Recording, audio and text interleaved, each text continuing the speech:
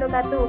Perkenalkan, nama saya Lailatul Karimah, NIM 180810201003 dari Fakultas Ekonomi dan Bisnis, Prodi S1 Manajemen.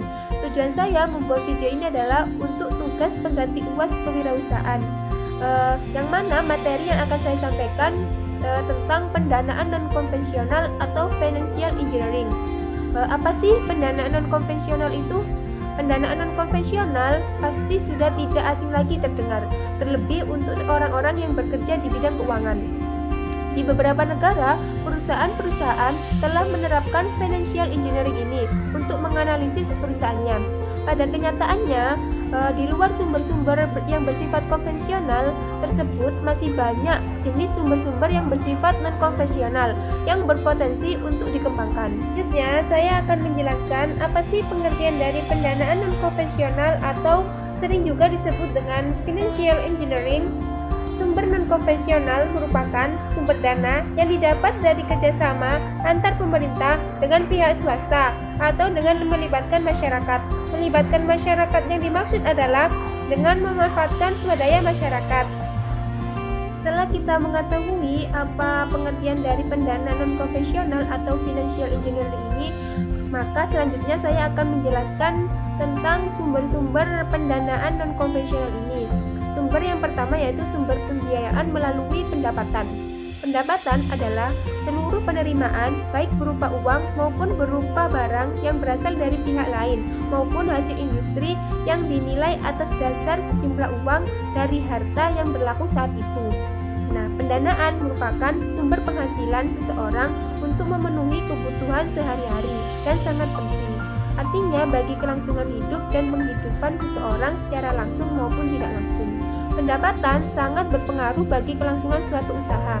Semakin besar pendapatan yang diperoleh, maka semakin besar kemampuan suatu usaha untuk membiayai segala pengeluaran dan kegiatan-kegiatan yang akan dilakukan. Kondisi seseorang dapat diukur dengan menggunakan konsep pendapatan yang menunjukkan jumlah seluruh uang yang diterima oleh seseorang atau rumah tangga selama jangka waktu tertentu. Nah, apa saja sih sumber-sumber pendapatan ini? Nah, menurut Barituan, dalam pendapatan diketahui bahwa sumber pendapatan ini dapat melalui beberapa aspek, di mana dapat dijabarkan menjadi 3 sumber pendapatan. Yang pertama yaitu pendapatan operasional, yaitu pendapatan yang berasal dari aktivitas utama perusahaan. Pendapatan operasional setiap perusahaan berbeda-beda, sesuai dengan jenis usaha yang dikelola perusahaan. Yang berikutnya yaitu pendapatan non-operasional. Pendapatan non-operasional ini pendapatan yang tidak terkait dengan aktivitas perusahaan, yaitu pendapatan yang didapat dari faktor eksternal. Adapun jenis dari pendapatan ini dapat dibedakan menjadi 2. Pertama, yaitu pendapatan yang diperoleh dari penggunaan aktiva atau sumber ekonomi perusahaan oleh pihak lain. Contohnya, pendapatan bunga, sewa, royalti, dan lain-lain. Kedua, pendapatan yang diperoleh dari penjualan aktiva di luar barang dengan atau hasil produksi. Contohnya, penjualan surat-surat berharga, penjualan aktiva tak berwujud. Yang berikutnya yaitu pendapatan luar biasa atau extraordinary, yaitu pendapatan yang tak terduga, di mana pendapatan ini tidak sering terjadi dan biasanya diharapkan tidak terulang lagi di masa yang akan datang. Nah, yang berikutnya yaitu sumber pembiayaan melalui kekayaan. Owner equity atau kekayaan sendiri atau modal sendiri adalah entitas yang dimiliki pemilik usaha terhadap aset bersih. Owner equity juga bisa berarti sebagai modal yang disetor kepada perusahaan oleh pemilik usaha.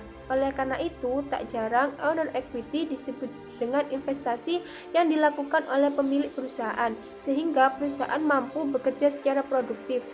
Nah, berikut ini adalah jenis pendanaan yang diberikan lewat ekuitas.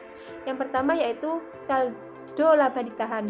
Perusahaan dapat memperoleh pendanaan melalui ekuitas dengan menahan laba dan tidak membagikannya atau dibagikan secara dividen ke para pemilik. Yang berikutnya yaitu menerbitkan saham. Perusahaan juga bisa mendapatkan pendanaan secara ekuitas dengan menerbitkan saham, baik saham biasa maupun saham preference. Nah, yang berikutnya yaitu sumber pembiayaan melalui utang.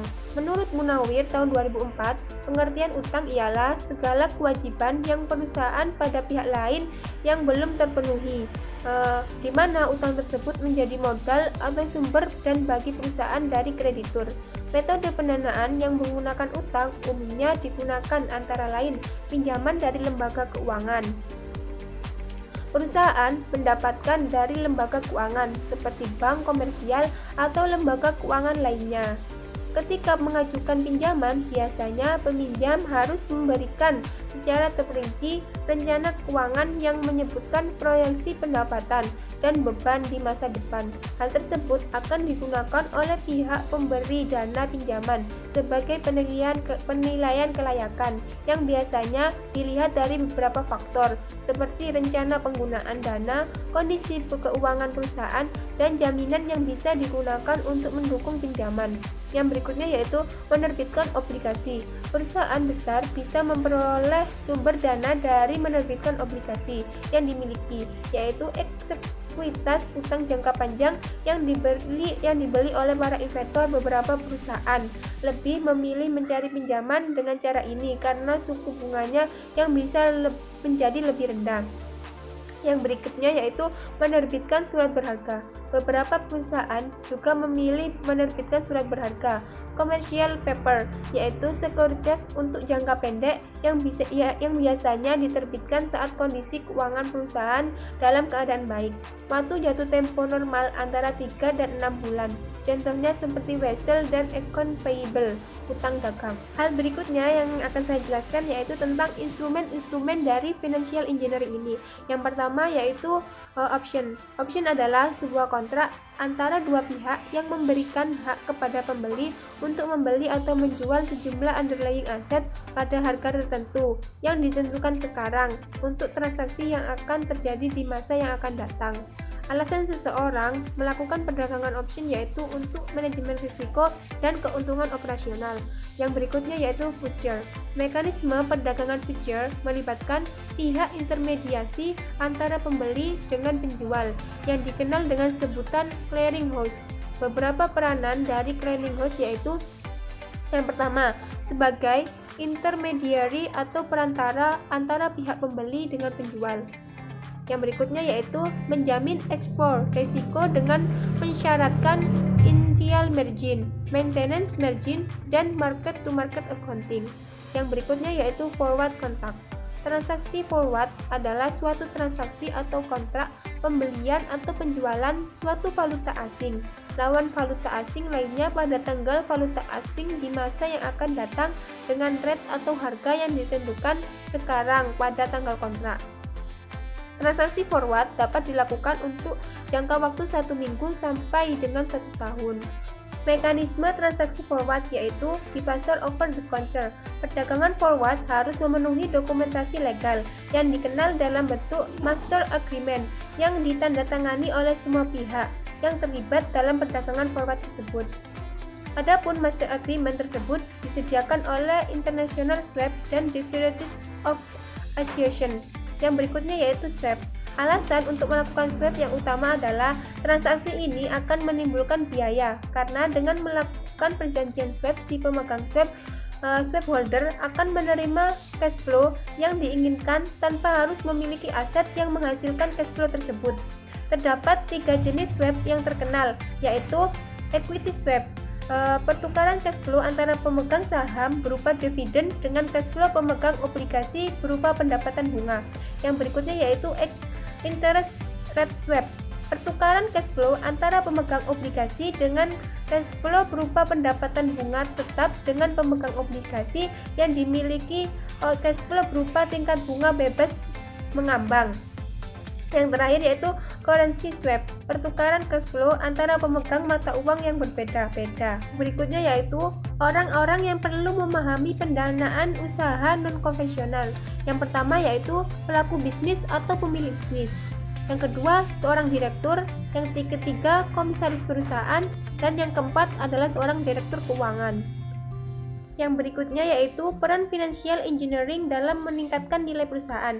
Pendekatan financial engineering dengan mengoptimalkan instrumen keuangan dapat digunakan untuk meningkatkan nilai perusahaan tersebut. Proses peningkatan financial engineering tersebut digunakan untuk menciptakan nilai perusahaan yang optimal apabila lingkungan politik, ekonomik, legal, dan teknologi juga tidak di engineering.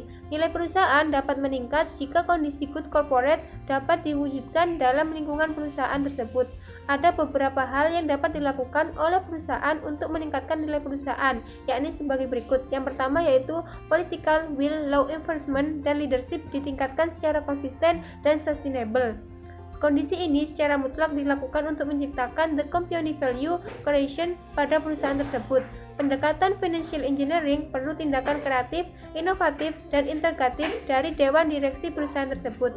Yang berikutnya yaitu pendekatan financial engineering pada kebijakan peningkatan nilai perusahaan tersebut dengan metode non-IPO dapat optimal, harus mendapat dukungan dari sistem keuangan yang kuat. Yang selanjutnya, apa sih tujuan dari financial engineering ini bagi perusahaan? Yang pertama yaitu terciptanya beragam produk keuangan modern. Yang kedua, memperbaiki kesehatan keuangan melalui penerapan manajemen risiko yang efektif. Yang ketiga yaitu mempelajari metode valuasi perusahaan. Nah, setelah kita mengetahui tujuan dari pendanaan non-konvensional ini, pastinya ada manfaat yang akan kita peroleh. Nah, manfaat dari pendanaan usaha secara non-konvensional ini yang pertama yaitu akses kemudahan pembiayaan berusaha, mempermudah perilaku usaha dalam pembiayaan usahanya. Yang berikutnya yaitu pemerataan pembangunan, pemerataan angka pelaku usaha di seluruh Indonesia dalam rangka memajukan sektor usaha dalam negeri. Yang berikutnya yaitu membuka lapangan kerja baru.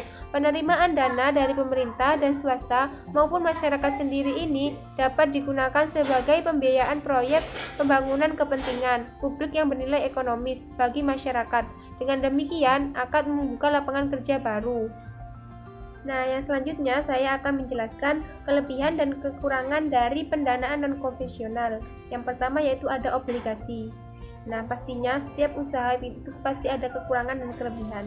Nah, kelebihan dari obligasi ini yaitu tingkat bunga obligasi bersifat konsisten, dalam arti tidak dipengaruhi harga pasar obligasi. Sedangkan kekurangan dari obligasi ini tingkat bunga, instrumen keuangan yang sangat konservatif, tingkat likuidasi rendah, risiko penarikan, dan risiko kecurangan.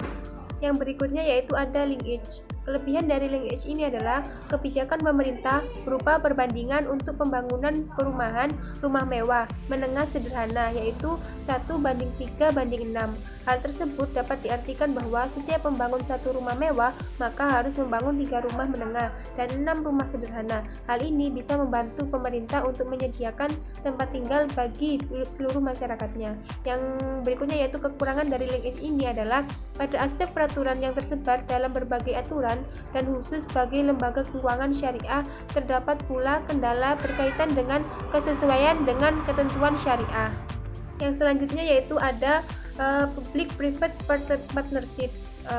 Nah, kelebihan dari public-private partnership ini adalah dapat membuat modal investasi terhadap suatu proyek menjadi rendah karena adanya peranan swasta di dalamnya. Sedangkan kekurangan dari public-private partnership ini adalah penerapan konsep public-private partnership tidak dilaksanakan dengan baik dan sesuai, sehingga untuk menanggulangi hal ini, pemerintah baik pusat maupun daerah perlu untuk membuat sistem keuangan yang stabil, transparan, dan juga efisien.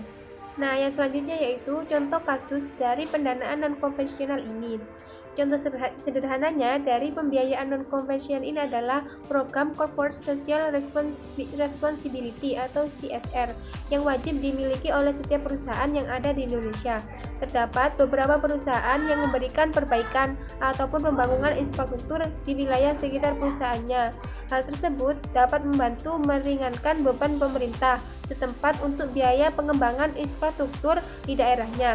Terdapat contoh lain yaitu public-private partnership atau kerjasama pemerintah swasta.